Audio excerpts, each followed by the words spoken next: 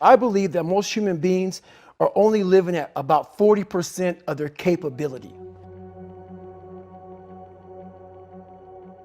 The mind has a governor, like a car. If you're driving a car and the car has a governor on it, the car may say 130 miles an hour, but the governor is set for 91. Once that governor sets in, you get to 91, that car starts doing this. The car wants to go. The car wants to go, but that fucking factory said, we're not going past 91. We have a factory, a nice governor in our brain, and it's a survival mechanism. It protects us from pain and suffering. The second we feel that shit, our mind says, oh no, this isn't fun. We should back off. We should sit down, find something more comfortable. And there's something about the mind. The mind has the tactical advantage over you at all times. At all times of your life, the mind has a tactical advantage over you. Why is that? It knows what you're afraid of.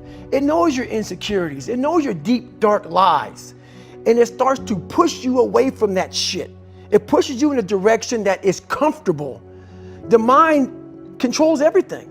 So what I realized was that when I was growing up and I was 300 pounds and I got all fat and I got all insecure, I realized that my mind kept taking me in this direction. When things got uncomfortable for me, when I was facing my insecurities, I was facing my fears, my mind said, oh no, we have the tactical advantage.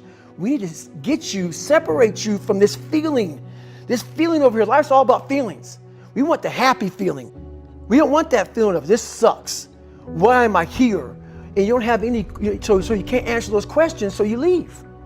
I started realizing that if in that moment you can answer those up questions and you are now in charge of your brain versus your brain ruling you, that's where all that stuff comes from. So the 40% rule is all of that. You get to 40%, your brain says, we're done. Let's roll, man. This is starting to get painful. This is uncomfortable. So you sit down. You have to figure out ways, and everybody's different. That's how the book kind of talks about, like we all have these things about, 5 steps to this and 4 steps to this. It's a lot more than that. That's all bullshit. It's a practice that you have to, it's a habit. So if you know that at 40%, I'm feeling pain. At 40%, I'm feeling pain. That's where the 40% rule kicks in. Now it starts. Okay, I'm feeling pain. My mind's saying all this shit to me. It's saying, get out of here, run, flee. The fight or flight kicks in. Okay, we're done. We're not good enough. It starts telling you all these things. You start to believe it because the mind controls all.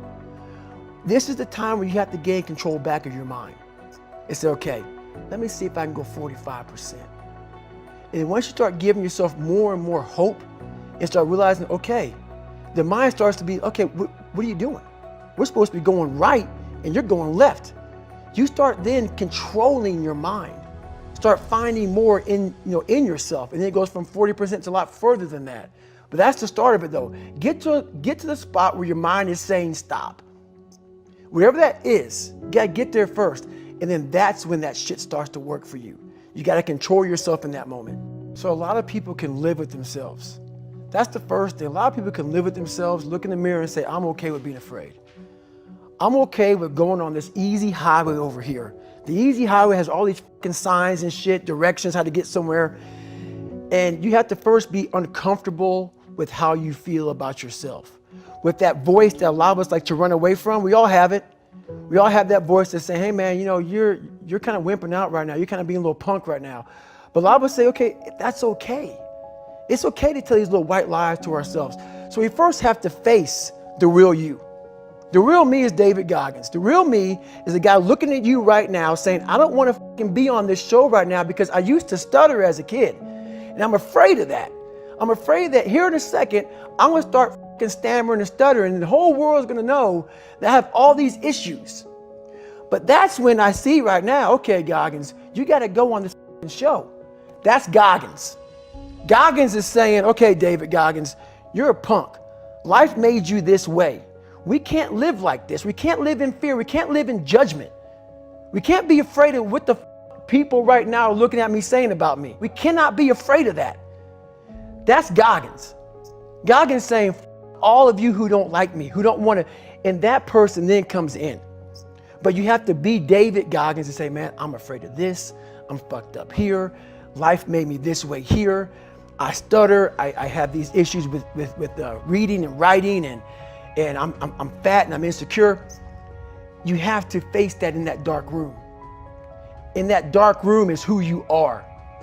But in that dark room is where you have to create another human being that walks out of that dark room to face who you are. That's the only way you're gonna get over all those things. And people don't wanna do that. They wanna say, oh, don't call yourself fat. Don't call yourself dumb. If you're not real and raw with who the you are, nothing's gonna change. And in this nice new world that we live in, we wanna hear, you're just a little big. No, man, you might be fat. And it's okay to hear that from yourself and from everybody else. So that's where it started at. And it's raw. It gets ugly sometimes with me in that mirror, but I'm also proud of myself to be able to tell myself that and then fix what's in that mirror. So the first thing about it is, once you realize it, and you have to realize it, you gotta call yourself out.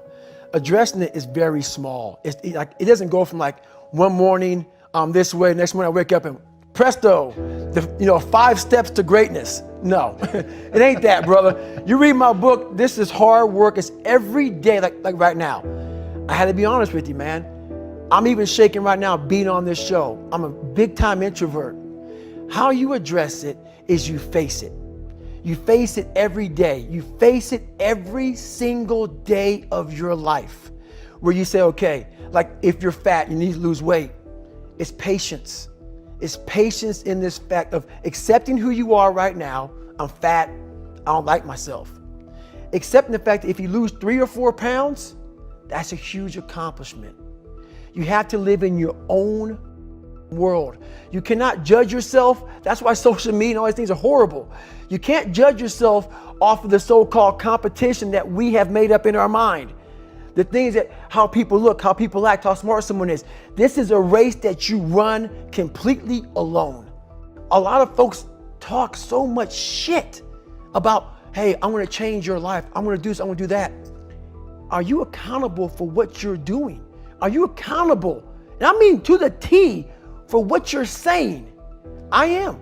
And that's where it started. It started with that total accountability of, let's not lie today.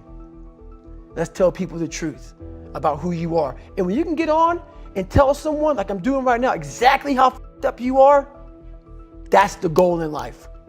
To put your life on a billboard, on the busiest road, in the busiest highway in the world, and say, this is how f***ed up I used to be.